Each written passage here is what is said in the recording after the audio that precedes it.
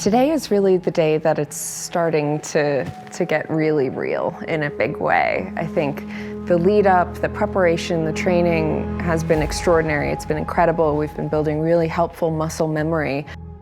I'm just looking forward to that moment. I had my daughter here, I had my mom, and it's Halloween, and so my daughter was dressed up in an astronaut costume. She's 5, she's turning 6 in 2 weeks, and for the entirety of my daughter's life, she's known that mommy's going to space one day, and this is the week that that's happening. Watching it through her eyes is just, it brings it all home to me. This isn't just my journey, it's also my family's journey.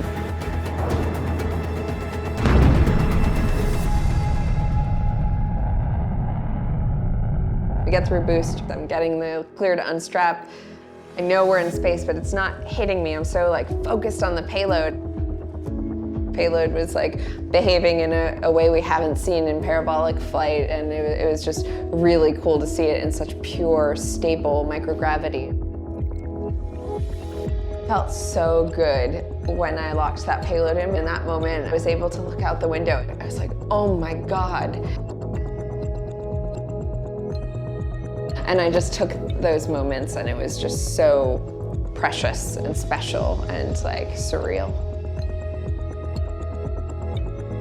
So quiet. Maybe that was another unexpected thing, it was quiet in space, in the cabin. Yes, we're here for the science, but it's also a transformative personal experience, and for me, a lifelong dream.